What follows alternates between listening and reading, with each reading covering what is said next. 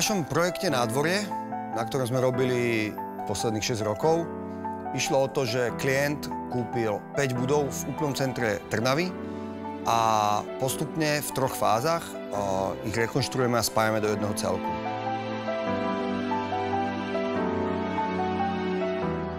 Jednou z dôležitých súčastí programu Nádvoria sú aj študentské byty v 2 nových budovách, ktoré sa priamo na Nádvorí nachádzajú. Je dôležitou súčasťou celého filantropického projektu a hovorí o tom, že tieto študentské byty môže získať niekto s dobrými výsledkami a myslím si, že práve projekt Nádvorie pripraví program na to, aby študenti o tom vedeli a vedeli to využiť.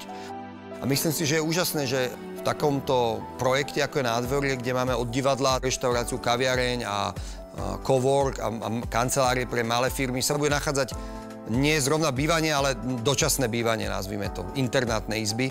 A myslím si, že ten mix môže fungovať úplne skvelo, tak, aby každú dennú hodinu tam bol nejaký pohyb a to žilo a nebolo to mŕtve miesto. A o to asi ide.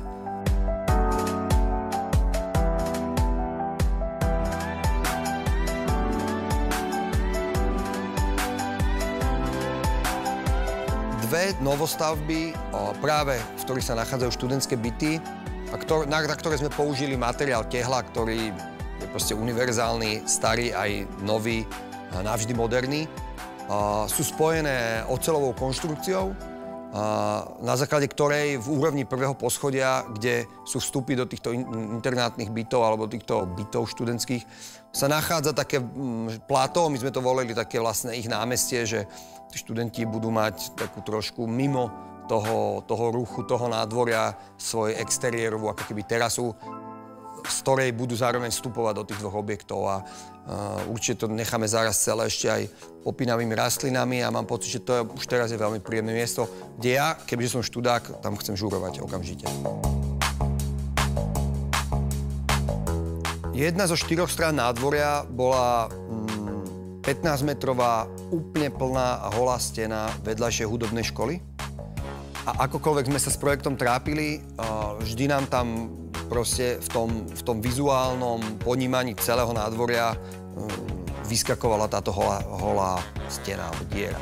Skúsili sme urobiť najúžšiu budovu, akú sme boli schopní v rámci našich noriem urobiť, tak, aby sme aj tú 4. stranu mali plnú života alebo s nejakou funkciou. A urobili sme úplne jednoduchú, transparentnú budovu s kanceláriami, na ktorú sme potom pridali úplne jednoduchú takú panelovú drevenú fasádu, tak aby tam vznikla nejaká intimita. Zároveň sme tam dostali to drevo, ktoré bol taký materiál tých starých šop v týchto nádvoriach trnavských.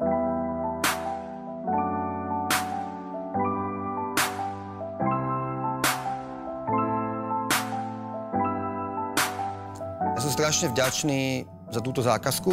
Sme veľmi vďační, že to klient s nami vydržal. Chcelo to veľa hodín rozmýšľania, rozhovorov a hlavná vec, o ktorej sme sa s klientom od začiatku bavili, bude, že naozaj tá satisfakcia príde až vtedy, keď si ľudia obľúbia toto miesto, lebo ide o miesto, ktoré má verejné funkcie, čo bolo pre nás nové. Dovtedy sme v podstate robili len úplne privátne miesta na zákazky. A dneska si myslím, že projekt Nádvorie po 4-5 mesiacoch fungovania dokázal, že je veľmi obľúbený, máme strašne dobré feedbacky. Je tam skvelé kultúrne centrum, kde proste ľudia chodia a to je základ pre architekta. Myslím, že to je ešte lepšie, ako keď sa striha tá páska.